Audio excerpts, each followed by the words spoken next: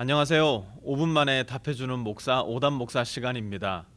이번 주 오담 목사의 주제는 좀 특별합니다. 바로 이 시기이기 때문에 특별할 수밖에 없는 질문인데요. 그 질문은 바로 우리 아이들에게 산타에 대한 진실을 말해줘도 될까요? 입니다. 사실 예수님을 믿는 우리 부모님들은 한 번쯤 고민해본 질문이 아닐까 생각하는데요. 함께 이 질문에 대해 생각해보는 시간 가지겠습니다. 먼저 산타가 누구인지에 대해서 알아보는 것이 이 질문에 답을 하는데 도움이 되지 않을까 생각합니다. 산타는 라틴어 쌍투스라는 말에서 파생된 단어인데요. 쌍투스는 많은 분들이 아시다시피 saint, 곧 성자 혹은 성인이라는 뜻을 가지고 있는 단어입니다. 이 쌍투스, saint가 센타가 되었고요. 이 산타의 진짜 이름은 뒤에 나옵니다. 우리가 클로스 할 때 이 클로스가 사실은 산타의 본명인데요. 클로스는 니콜라스라는 이름에서 따온 것입니다. 이 니콜라스라는 사람은 실제 3세기경 오늘날 터키 지역에 있는 한 도시에 살았던 사제였다고 합니다. 이분은 굉장히 부유한 집안 출신이었다고 해요. 이분이 예수님을 배우고 믿게 된 이후로 이 말씀에 큰 도전을 받게 되는데요. 마태복음 19장 21절 말씀입니다. 예수께서 그에게 말씀하셨다. 내가 완전한 사람이 되려고 하면 가서 내 소유를 팔아서 가난한 사람에게 주어라. 그리하면 내가 하늘에서 보화를 차지하게 될 것이다. 그리고 와서 나를 따라라.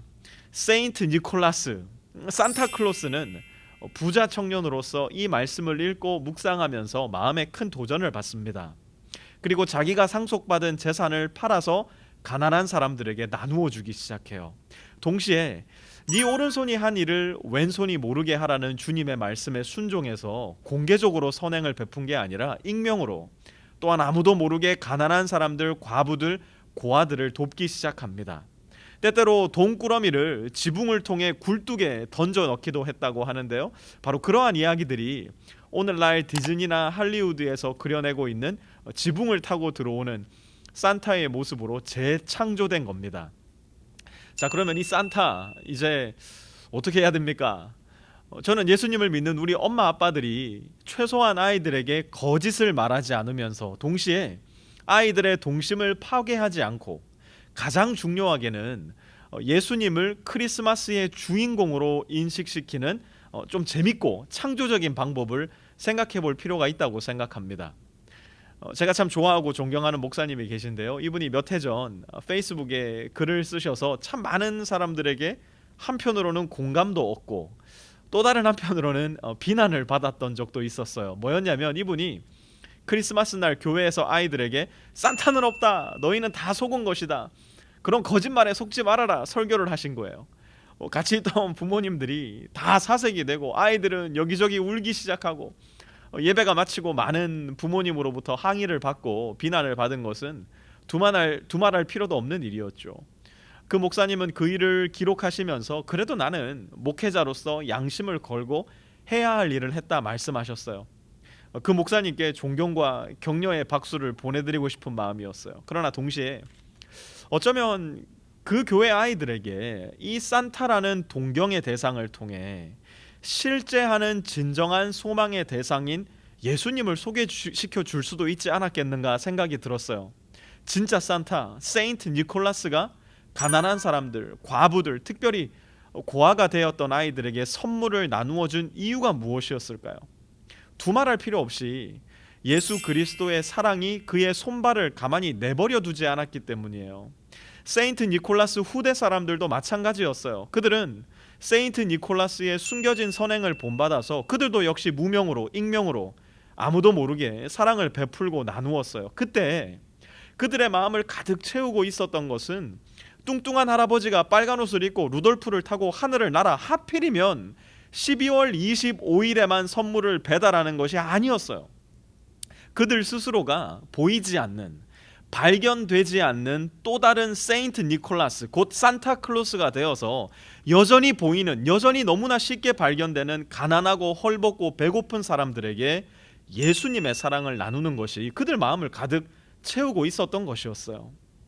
여러분, 왜 아이들에게 산타가 되어 주십니까? 이유는 간단해요. 사랑하니까요. 그들에게 뭐든 주고 싶으니까요. 그것이 우리를 향하신 우리 예수님의 마음 아닙니까? 그러면 이제 우리는 그 예수님의 마음을 산타의 신비와 재미와 순수하고 맑은 우리 아이들의 동심을 입혀서 가르치고 전할 수는 없을까요? 오늘 밤에 산타클로스가 우리 누구누구에게 오실 거야.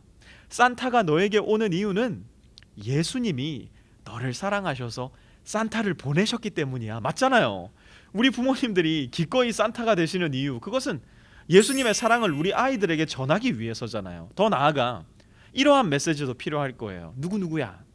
사실은 산타가 주는 선물보다 훨씬 더 중요한 선물이 있는데 그건 바로 아기 예수님이셔.